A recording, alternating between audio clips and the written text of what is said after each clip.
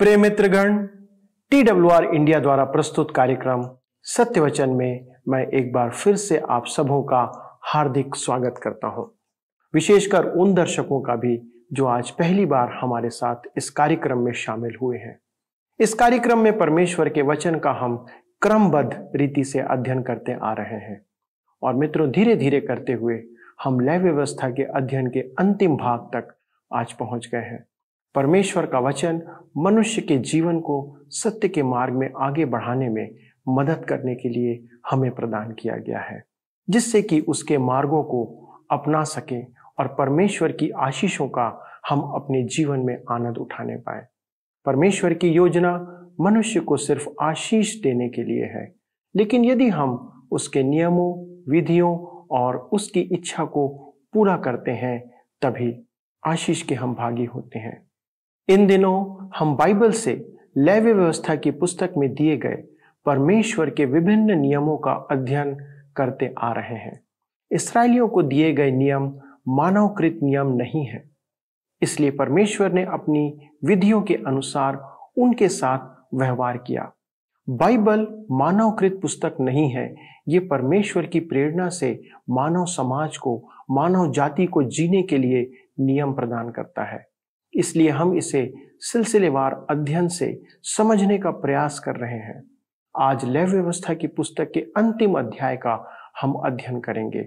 यह अध्याय थोड़ा हटकर है। इसमें हम विशेष संकल्पों की विधि पर अध्ययन करेंगे जो परमेश्वर ने इस्राएलियों को प्रदान किया था। इसमें हम देखेंगे कि परमेश्वर अपने चुने हुओं का परमेश्वर है, उनके लिए वह संपूर्ण प्रबंधन या व्यवस्था करता है। तो चलिए इन विधियों को आज हम फिर से एक बार देखते हैं और अपने अध्ययन में आगे बढ़ते हैं। प्रिय मित्र, इस अध्याय को पढ़ते समय मन में विचार आता है कि यहाँ इस अध्याय का क्या उद्देश्य है। ऐसा प्रतीत होता है कि यह लय व्यवस्था की पुस्तक का परिशिष्ट है। सब व्याख्या करने वालों ने इस पर ध्यान दिया है और कुछ लोग तो इसे इस पुस्तक की मुख्य समस्या ही मानते हैं। J.A. सीस, जो एक विद्वान है, इसे लय व्यवस्था का भाग नहीं मानते। डॉक्टर लंगले इसे परिशिष्ट मानते हैं। यद्यपि इस अध्याय के विषय वस्तु अतिरिक्त एवं संदर्भ रहित हैं और मेरे विचार में इस अध्याय को पुस्तक के अंत में रखने का एक विशेष उद्देश्य है। डॉक्टर केलाग आत्मिक अंतर्दृष्टि से अनुभव करते हैं कि यदि पूर्व का विवरण अनिवार्यता है तो यह स्वेच्छता है और यह वास्तव में उपासना की इस पुस्तक की उपयुक्त परिकाष्ठा है। इसी प्रकार यूहन्ना रचित सुसमाचार का अध्याय 21 उसके 20वें पद की परिकाष्ठा रचता है, जहां पुनरुत्थित मसीह अपने शिष्यों पर प्रकट होता है और उन्हें संसार में भेजता है। और अध्याय 21 में उसके पास शमौन पतरस के लिए एक संदेश है, तू मुझसे प्रेम करता है तो मेरी भेड़ों को चरा। यह स्वेच्छा के निमित्त ऐच्छिक विषय है जिसका मूल आधार प्रेम है। यह परमेश्वर की विधि है। प्रिय, उद्धार प्राप्त व्यक्ति की स्वाभाविक प्रक्रिया वास्तव में यह है कि वह परमेश्वर से पूछे कि उसने उसके लिए यह सब कुछ किया है, अतः उसे क्या करना चाहिए। हम यह भावना धर्मशास्त्र में अनेक स्थानों में देखते हैं। भजन संहिता 116 के 12 में लिखा है, यहोवा ने मेरे जितने उपकार किए हैं उनका बदला मैं उसको क्या दूं। प्रेरित पौलुस ने विश्वासियों को लिखा है रोमियो की पत्री 12 के 1 में, इसलिए हे भाइयों, मैं तुमसे परमेश्वर की दया स्मरण दिलाकर विनती करता हूं कि अपने शरीरों को जीवित और पवित्र और परमेश्वर को भावता हुआ बलिदान करके चढ़ाओ। यह आदेश नहीं है, पौलुस कहता है विनती करता हूं। उसने अन्य पत्री में यह भी लिखा है, क्योंकि परमेश्वर का अनुग्रह जो उद्धार का कारक है सब मनुष्यों पर प्रकट हुआ है। इससे क्या होता है? क्या इसमें किसी काम की अनिवार्यता है? जी नहीं। तीतुस 2 के 11 और 12 में लिखा हुआ है, क्योंकि परमेश्वर का अनुग्रह प्रकट है जो सब मनुष्य के उद्धार का कारण है और हमें चेतावनी देता है कि हम अभक्ति और सांसारिक अभिलाषाओं से मन फेरकर इस युग में संयम और धर्म और भक्ति से जीवन बिताएं। निश्चय ही मीका के स्मरण में भी यह अध्याय होगा जब उसने लिखा, हे मनुष्य, वह तुझे बता चुका है कि अच्छा क्या है और यहोवा तुझसे इसे छोड़ और क्या चाहता है कि तू न्याय से काम करे और कृपा से प्रीति रखे और अपने परमेश्वर के साथ नम्रता से चले। मीका 6:8 में एक आम विश्वासी परमेश्वर के लिए कुछ करने की इच्छा रखता है, वह परमेश्वर के साथ वाचा बांधता है, परंतु समस्या यह आती है कि परमेश्वर के समक्ष ऐसी क्या योग्य वस्तु है जिसकी वाचा परमेश्वर से बांधी जाए। एफ्रेम साइरस ने लिखा, मैं अपने जीवन को अभागा कहता हूं क्योंकि यह किसी लाभ का नहीं। डेविड ब्रेनर्ड की पुकार है, काश मेरा प्राण ऐसा पवित्र होता जैसा वह है, वह ऐसा शुद्ध होता जैसा मसीह शुद्ध है, और ऐसा सिद्ध होता जैसा स्वर्गीय पिता सिद्ध है। परमेश्वर की पुस्तक में ये मनभावन आज्ञाएं हैं जिनमें अन्य सब आदेश निहित हैं। क्या मैं उन्हें तोड़ूं? क्या मुझे उल्लंघन करना चाहिए? क्या इस संसार में वास करते हुए मुझे उनके उल्लंघन की आवश्यकता पड़ती है? हे मेरे प्राण, हाय हाय, मैं पापी हूं। एक उद्धार प्राप्त पापी परमेश्वर को क्या दे सकता है? यह अध्याय इसी प्रश्न का उत्तर देता है। यदि मन्नत मान ली जाए तो वह आदेशात्मक बन जाती है। नीति वचन 20:25 में हम देखते हैं, जो मनुष्य बिना विचारे किसी वस्तु को पवित्र ठहराए और जो मन्नत मानकर पूछपाछ करने लगे वह फंदे में फंसेगा। सबोपदेशक 5:4-6 में हम पाते हैं, जब तू परमेश्वर के लिए मन्नत माने तब उसके पूरा करने में विलंब न करना, क्योंकि वह मूर्खों से प्रसन्न नहीं होता। जो मन्नत तूने मानी हो उसे पूरी करना। मन्नत मानकर पूरी न करने से मन्नत का न मानना ही अच्छा है। परमेश्वर क्यों तेरा बोल सुनकर अप्रसन्न हो और तेरे हाथ के कार्यों को नष्ट करे। कुछ मन्नतें ऐसी थी जिनमें मनुष्य वचनबद्ध हो जाता था, जबकि ऐसी मन्नतें भी थी जिनसे मुक्ति संभव थी। इस्राएल राष्ट्र के जीवन में मन्नतों का महान महत्व है। नाज़ीर की मन्नत भी थी जिसका विस्तृत उल्लेख गिनती की पुस्तक अध्याय 6 में किया गया है। सबसे अधिक ध्यान आकर्षक मन्नत वह है जो इफ्ताह ने युद्ध में मानी थी, और इफ्ताह ने यह कहकर यहोवा से मन्नत मानी, यदि तू निस्संदेह अम्मोनियों को मेरे हाथ में कर दे तो जब मैं कुशल के साथ अम्मोनियों के पास से लौट जाऊं तब जो कोई मेरे भेंट के लिए घर के द्वार से निकले वह यहोवा का ठहरेगा और मैं उसे होम बलि करके चढ़ाऊंगा। न्यायों की पुस्तक 11:30-31 में हमें पता है कि परमेश्वर ने मानव बलि के लिए मना किया था, और हुआ यह कि जब वह विजयी होकर लौटा तो उसकी पुत्री उससे भेंट करने घर से बाहर आई। उसने उससे होम बलि तो नहीं किया, परंतु परमेश्वर के सामने उसे पृथक कर दिया, जो न्यायों की पुस्तक 11:39 और 40 पद में हमें मिलता है। वह आजीवन कुंवारी रही। यही कारण था कि इस्राएल की पुत्रियों के लिए यह प्रथा प्रचलित हो गई थी कि वे प्रतिवर्ष 4 दिन इफ्ताह की पुत्री का शोक करें, क्योंकि इस्राएल में स्त्री का अविवाहित रहना अनर्थ समझा जाता था। उसने उसे पूर्ण रूपेण परमेश्वर को समर्पित कर दिया था। यह एक विवेकहीन मन्नत थी, परंतु उसने उसे निभाया।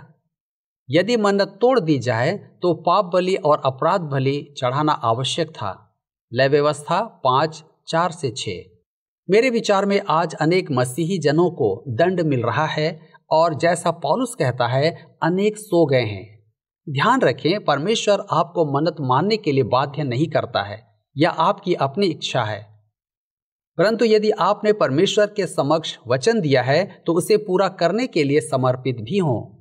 जब तो अपने परमेश्वर यहोवा के लिए मन्नत माने तो उसके पूरी करने में विलंब न करना, क्योंकि तेरा परमेश्वर यहोवा उसे निश्चय तुझसे ले लेगा और विलंब करने से तू पापी ठहरेगा। परंतु यदि तू मन्नत ना माने तो तेरा कोई पाप नहीं। जो कुछ तेरे मुंह से निकले उसके पूरा करने में चौकसी करना। तू अपने मुंह से वचन देकर अपनी इच्छा से अपने परमेश्वर यहोवा की जैसी मन्नत माने वैसा ही स्वतंत्रता पूर्वक उसे पूरा करना। व्यवस्था विवरण 23 अध्याय उसके 21 से 23 पद में हम पाते हैं। आइए अब हम आगे देखेंगे मनुष्यों के विषय मन्नत या संकल्प। लेवी व्यवस्था 27 अध्याय उसके 1 और 2 पद में लिखा है, फिर यहोवा ने मूसा से कहा, इस्राएलियों से यह कह कि जब कोई विशेष संकल्प माने तो संकल्प किए हुए प्राणी तेरे ठहराने के अनुसार यहोवा के होंगे। विशेष संकल्प का अर्थ है किसी मूल्यवान वस्तु को परमेश्वर के लिए अलग कर देना। आपको ध्यान होगा कि दाऊद दान में दिया गया खेत परमेश्वर के लिए स्वीकार करने को तैयार नहीं था। दूसरा शामुएल 24:24 में राजा ने अरौना से कहा, ऐसा नहीं, मैं ये वस्तुएं तुझसे अवश्य दाम देकर लूंगा। मैं अपने परमेश्वर यहोवा को सेंत मेंत के होम बलि नहीं चढ़ाने का। मेरे प्रियो, आप कलीसिया में रहते हुए परमेश्वर को कुछ देना चाहते हैं जिसका आपके लिए कुछ मूल्य नहीं, तो परमेश्वर आप पर दया करे। आज आप पर दशमांश का बंधन नहीं है। इस्राएल तो दशमांश देने पर बाध्य था, परंतु परमेश्वर ने हमें बाध्य नहीं किया है। हमें स्वेच्छा का दान अर्पण करना चाहिए। यदि आप परमेश्वर के साथ निष्कपट व्यवहार करेंगे तो वह भी आपके साथ ऐसा ही व्यवहार करेगा, अर्थात आप विश्वास योग्यता से चूक करेंगे तो वह भी आपको अनदेखा करेगा। किसी सफल व्यापारी से उसकी सफलता का भेद पूछा गया तो उसने कहा, परमेश्वर देता जाता है और मैं बांटता जाता हूँ। मैं जितना अधिक देता हूँ परमेश्वर उतना ही अधिक मुझे देता है। यहाँ कहने का अर्थ यह नहीं है कि परमेश्वर हमें धन धान्य के आशीषों की प्रतिज्ञा देता है। उसके पास हमारे लिए विभिन्न आशीषें हैं, तथापि मेरा विश्वास यह है कि हम में से कुछ गरीब हैं और आर्थिक संकट में हैं। इसका यह मुख्य कारण है परमेश्वर के साथ हमारा व्यवहार। लेवी व्यवस्था 27 के 3 और 4 पद में लिखा है, इसलिए यदि वह 20 वर्ष व उससे अधिक और 60 वर्ष से कम अवस्था का पुरुष हो तो उसके लिए पवित्र स्थान के शेकेल के अनुसार 50 शेकेल का रुपया ठहरे, और यदि वह स्त्री हो तो 30 शेकेल ठहरे। किसी मनुष्य के द्वारा मन्नत मानने का अर्थ यह नहीं था कि उसे मंदिर में सेवा करनी होगी। मंदिर की सेवा के लिए लेवियों को अलग रखा गया था, तथापि सेवानिवृत्ति के लिए मूल्य चुकाकर उस सेवक को सेवा से मुक्त करवाया जा सकता था। इस मूल्य को छुड़ौती धन कहते हैं। 20 से 60 वर्ष की आयु का व्यक्ति अधिक मूल्यवान समझा जाता था क्योंकि वह अधिक कार्य सक्षम होता था। कार्य क्षमता मनुष्य के मूल का मापदंड थी। एक युवक सबसे अधिक कार्य करने की क्षमता रखता था। एक स्त्री के कार्य का मूल्य कम था, परंतु यहाँ एक महत्वपूर्ण बात यह थी कि स्त्री परमेश्वर के लिए अलग की जा सकती थी। मेरे विचार में यह एक प्रमाण है कि इब्ता ने अपने पुत्री की बलि नहीं दी, परंतु उसे परमेश्वर के लिए अलग कर दिया और वह आजीवन अविवाहित रही। हन्ना ने भी अपने पुत्र को परमेश्वर के लिए अलग करके अपनी मन्नत पूरी की थी। उसने परमेश्वर से कहा, प्रभु, मैंने वचन दिया है कि यदि तू मुझे पुत्र देगा तो मैं उसे तुझी को समर्पित कर दूंगी। मैं अपना पुत्र तुझको देती हूँ। और उसने अपना वचन निभाया। क्या आपने कभी अपने को परमेश्वर के लिए समर्पित किया है? क्या आपने अपनी संतान, अपने नाती पोती परमेश्वर को समर्पित किए हैं? क्या आपने अपनी संपदा परमेश्वर के लिए अलग की है? परमेश्वर ने तो आपको ऐसी कोई आज्ञा नहीं दी है, परंतु उसने कहा है कि आप यदि चाहें तो ऐसा कर सकते हैं। लेवी व्यवस्था 27 के 5 से 8 पद में लिखा है, फिर यदि उसकी अवस्था 5 वर्ष व उससे अधिक और 20 वर्ष से कम की हो तो लड़के के लिए तो 20 शेकेल और लड़की के लिए 10 शेकेल ठहरे। और यदि उसकी अवस्था 1 महीने व उससे अधिक और 5 वर्ष से कम की हो तो लड़के के लिए तो 5 और लड़की के लिए 3 शेकेल ठहरे। फिर यदि उसकी अवस्था 60 वर्ष की व उससे अधिक हो और वह पुरुष हो तो उसके लिए 15 शेकेल और स्त्री हो तो 10 शेकेल ठहरे। परंतु यदि कोई इतना कंगाल हो कि याजक का ठहराया हुआ दाम न दे सके तो वह याजक के सामने खड़ा किया जाए और याजक उसकी पूंजी ठहराए, अर्थात जितना संकल्प करने वाले से हो सके याजक उसी के अनुसार ठहराए। प्रियो, यहाँ पर ध्यान दीजिए कि मनुष्य का मूल्य उसकी सामाजिक प्रतिष्ठा, धन धान्य और मान सम्मान पर निर्भर नहीं था। उसका मूल्य उसकी श्रमिक क्षमता पर निर्भर करता था। देखिए, परमेश्वर ने गरीबों के लिए कैसी उत्तम व्यवस्था की थी जिससे कि वे स्वेच्छा सेवा में सहभागी हो सकते थे। याजक मनुष्य की भुगतान क्षमता के आधार पर निष्पक्ष एवं यथार्थ मूल्य निर्धारित करता था। यीशु ने उस विधवा की दमड़ी का मूल्य स्वर्ग में धनवानों के मूल्य दान से अधिक ठहराया था। मन्नतों के मानने का एक और विशेष गुण था। माननीय व्यवस्था के अनुसार किसी सेवा के बदले मूल्य चुकाया जाता है, परंतु मन्नतों के नियम अनुसार यह व्यवस्था के विपरीत था। इसमें मनुष्य को परमेश्वर की सेवा करने के लिए कुछ देना पड़ता था। परमेश्वर की सेवा करना सौभाग्य है। आइए देखें पशुओं के विषय में संकल्प। लय व्यवस्था 27 उसके 9 और 10 पद में, फिर जिन पशुओं में से लोग यहोवा को चढ़ावा चढ़ाते हैं, यदि ऐसों में से कोई संकल्प किया जाए तो जो पशु कोई यहोवा को दे वह पवित्र ठहरेगा। वह उसे किसी प्रकार से न बदले, न तो वह बुरे की संति अच्छा और न अच्छे की संति बुरा दे। और यदि वह उस पशु की संति दूसरा पशु दे तो वह और उसका बदला दोनों पवित्र ठहरेंगे। परमेश्वर कहता है, अदल बदल मत करना। यदि आपने परमेश्वर से मन्नत मानी है तो उसे पूरा करना। हनन्याह और सफीरा के पाप को स्मरण रखें। उन्होंने अपनी भूमि बेच दी कि प्रभु के लिए उसकी आय दे दे, परंतु उन्होंने उसका एक भाग रख लिया। पतरस ने कहा कि वह तो पूरा ही उसका था, परंतु क्योंकि उन्होंने उसे परमेश्वर को दे दिया था, अतः उन्हें उसके प्रति विश्वास योग्य रहना था।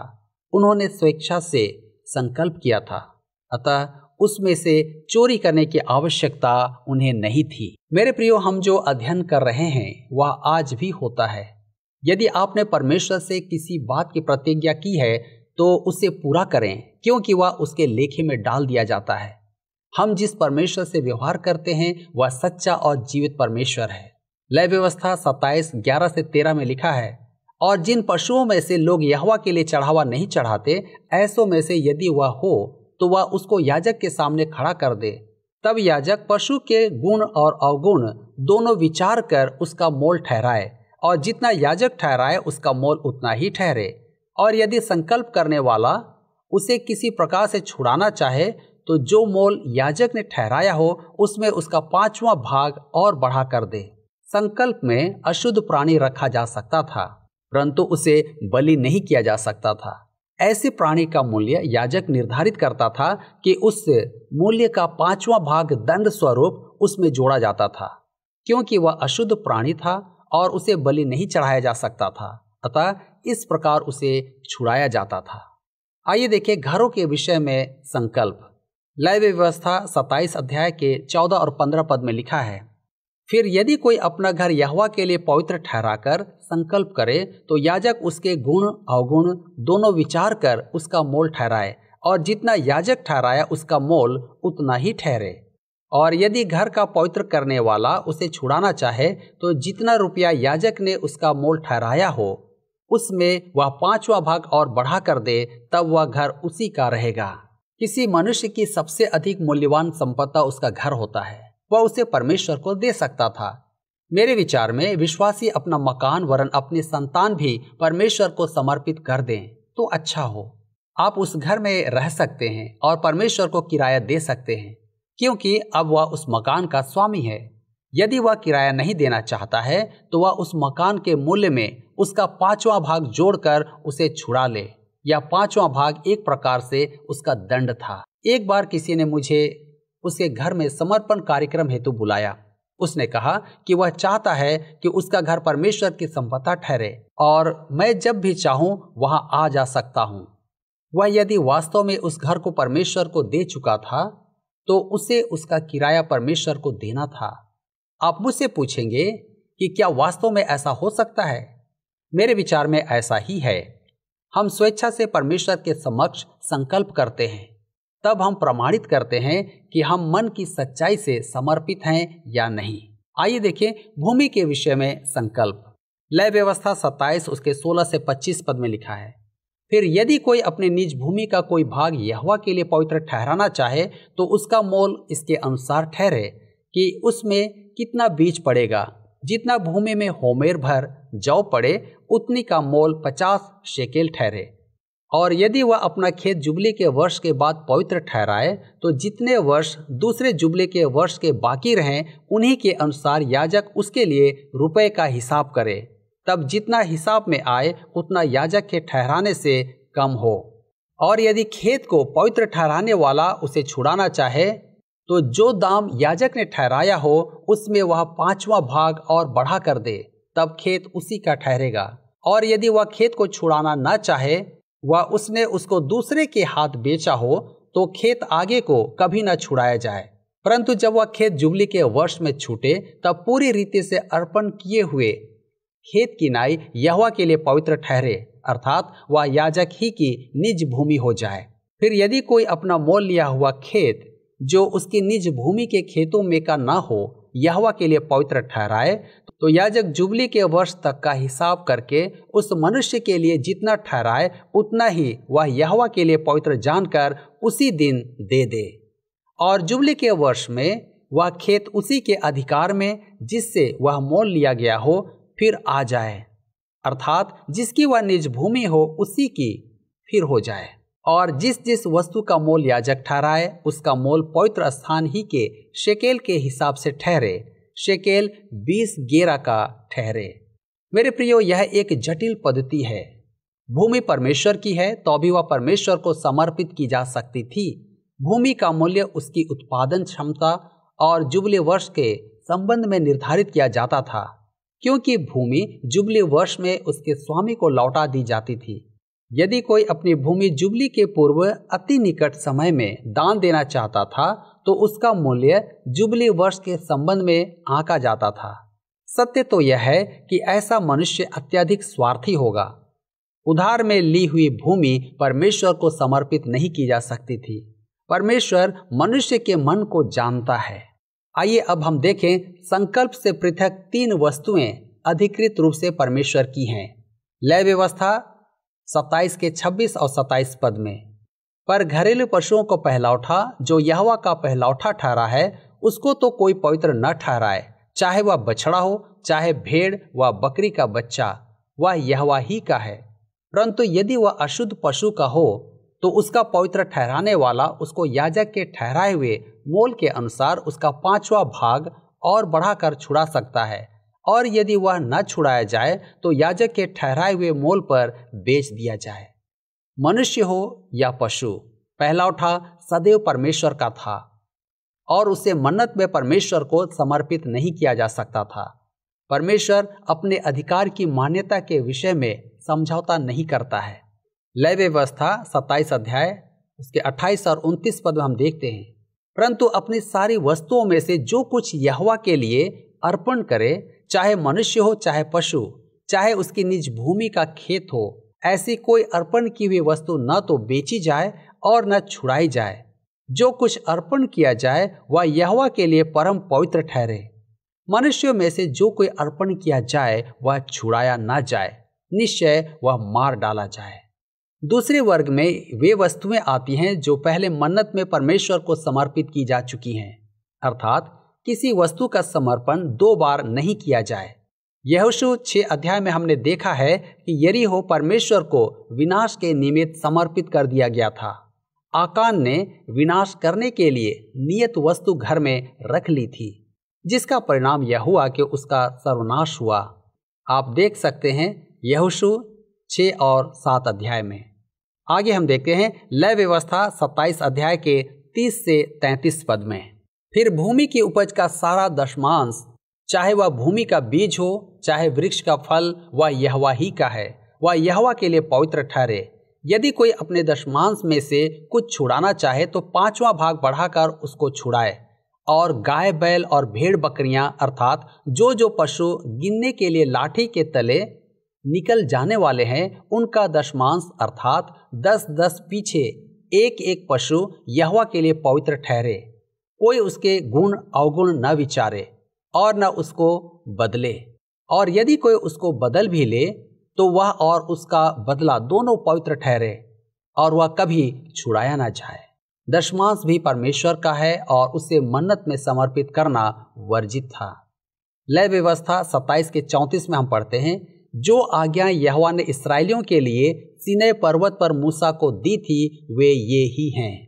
मेरे प्रियो, यह पद लय व्यवस्था की पुस्तक का अंतिम पद है, वरन उसका सारांश है। यह पद सिद्ध करता है अध्याय 27 लय व्यवस्था की पुस्तक का परिशिष्ट नहीं है, वरन उसका अभिन्न भाग है।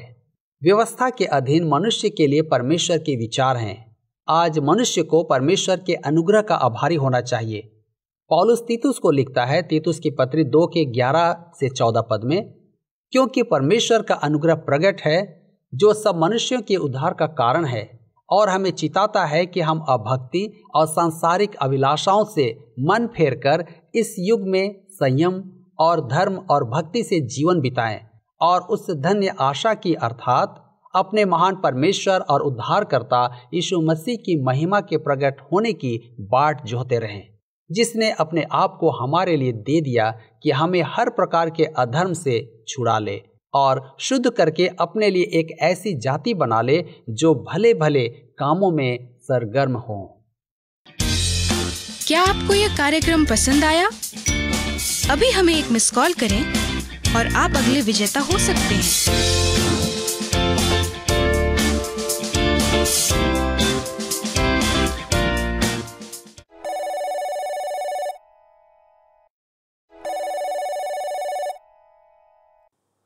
प्रिय मित्रों, हमें सचमुच परमेश्वर को उसके अनुग्रह के लिए धन्यवाद देना चाहिए कि उसने प्रभु यीशु मसीह के बलिदान के द्वारा व्यवस्था की मांगों को पूरा किया।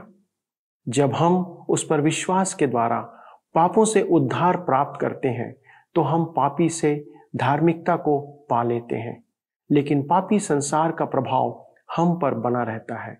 इसलिए एक पवित्र जीवन जीने का संकल्प हमें भी आज लेना है। महिमा में अब तक हम प्रवेश ना करने के कारण हमें सिद्धता की ओर आगे बढ़ने का भी एक संकल्प लेने की आवश्यकता है और पापों से पाए उद्धार को जीवन में कार्य करते रहने देना है। इसलिए हमें भी जीवन के संकल्प लेने हैं कि विजयी जीवन जिए। लेवी व्यवस्था की पुस्तक का अध्ययन आज समाप्त होता है। मित्रों, आपको मैं आपके उपस्थिति के लिए धन्यवाद देना चाहता हूं कि आप निरंतर हमारे साथ इन बाइबल अध्ययनों में जुड़े रहे और हमारा ये विश्वास है कि निश्चित परमेश्वर ने लेवी व्यवस्था की पुस्तक के अध्ययन के द्वारा आपको बहुत सी आशीषें प्रदान किया है, बहुत सी बातों को आपने सीखा होगा। अगला अध्ययन हम बाइबल की अगली पुस्तक गिनती नामक पुस्तक से आरंभ करेंगे और मैं आपसे विनती और निवेदन करता हूं कि अगले प्रसारण में भी आप हमारे साथ उपस्थित हो ताकि हम मिलकर परमेश्वर के इस वचन को गहराई से जान सकें, क्योंकि ये कार्यक्रम सिर्फ आपके लिए हम लेकर आते हैं। तब तक परमेश्वर आपके साथ बने रहे। आइए हम धन्यवाद और प्रार्थना के साथ परमेश्वर को महिमा प्रदान करें। हमारे स्वर्गीय पिता, हम धन्यवाद देते हैं प्रभु कि आपने हमारी सहायता किया कि हम पिछले इन 31 अध्ययनों के द्वारा से लेवी व्यवस्था की पुस्तक को अध्ययन करने पाए। हमारे सभी दर्शकों के लिए प्रार्थना करते प्रभु, जिन्होंने इन अध्ययनों में शामिल होकर आपके वचन को सीखने के लिए अपनी रुचि को दिखाया है।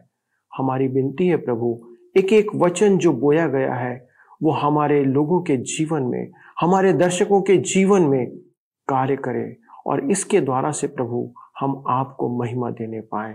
आपको आदर महिमा देते प्रभु, सारी बातों के लिए धन्यवाद देते प्रभु कि आपने हमें इस योग्य समझा कि आपके वचन को हम जान सकें। सभी बातों में महिमा आपको देते हुए इस विनती को प्रभु यीशु क्रिस्ट के नाम से मांगते हैं पिता, इसलिए सुने और अपनी महिमा के लिए ग्रहण करें। आमीन। अगले प्रसारण में आपसे एक नई पुस्तक के साथ फिर से मुलाकात होगी, लेकिन तब तक परमेश्वर के साथ चलते रहिए और उनके मार्गों पर बने रहें। प्रभु आपको आशीष दे।